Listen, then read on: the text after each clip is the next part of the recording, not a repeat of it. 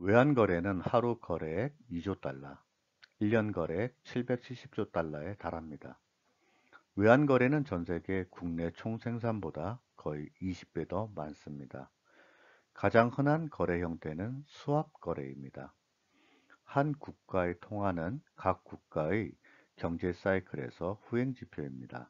즉, 경제 사이클 후반에 오르기 시작하고 또한 경제 활동이 정점을 지난 시기에 오릅니다. 국경을 넘어 이동하는 자금을 파악하기에는 분기 말에서 2개월 경과 후 발표되는 국제결제은행의 BIS 분기 보고서가 최고입니다. 자금 규모와 이동 방향은 물론 세계 파생상품 시장 규모와 범위도 알려주기 때문입니다. 게다가 캐리 트레이드, 외환, 통화 정책, 금융 시스템 등에 대해서도 비길 데 없는 조사 자료를 제공합니다. IMF에서 발표하는 외환 보유액은 통화 당국이 통제 가능하고 언제든지 사용 가능한 대외재산이라는 세 가지 조건에 부합해야 하며 대외 지급, 외환 시장 안정을 위한 시장 개입, 대외 신인도 제고 및 위기 예방을 목적으로 각국의 중앙은행이 보유 및 운용하고 있습니다. 즉, 일국이 비상사태를 대비해 비축하고 있는 외화 자금으로 국제수지 불균형의 직접적인 보전과 환율 급변동 시 외환시장 안정에 즉시 사용되는 대외 지급준비 자산을 일컫습니다. 외환 보유액은 대개 역외예금과 관련이 있습니다. 예를 들어 유가 상승기에 산유국에 현금이 넘쳐났는데 이 자금은 대체로 역외예금으로 빠져나갔습니다. 외환 보유액이 더 많아질수록 그 나라는 경제력과 정치력을 더 많이 행사할 수 있습니다. 따라서 외환 보유액은 은행 예금과 같아서 많을수록 좋습니다.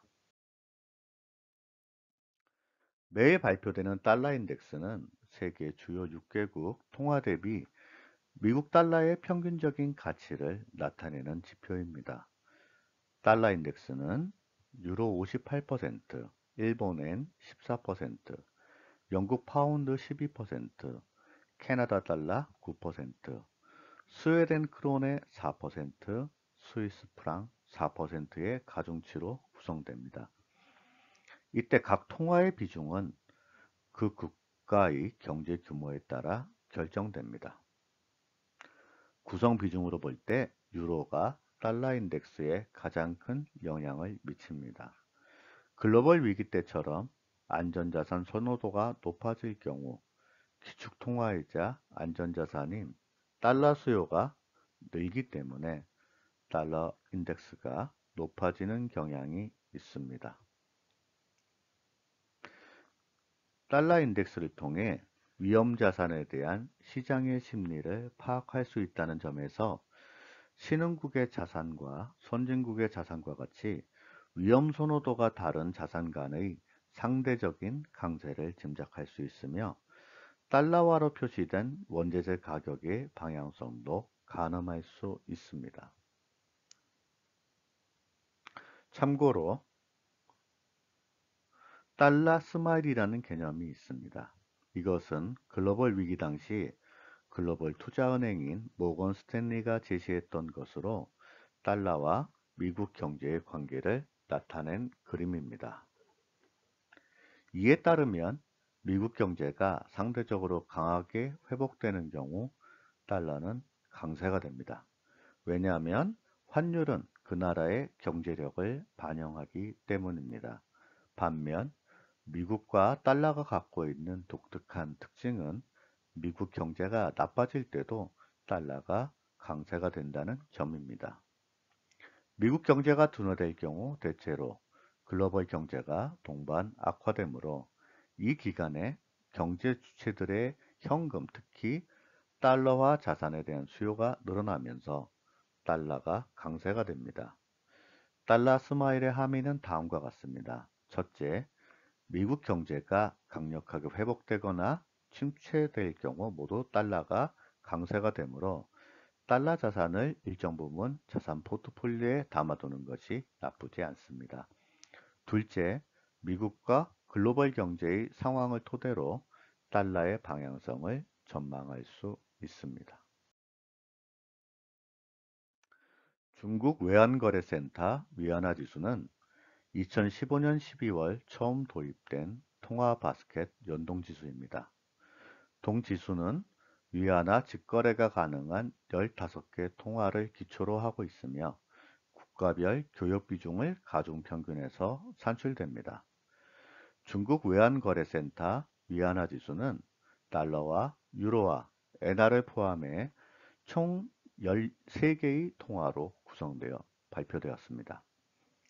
그러나 2016년 6월 남아공 랜드화와 한국 원화가 위안화 직거래 통화로 추가되면서 15개 통화로 확대 구성된 것으로 추정되고 있습니다.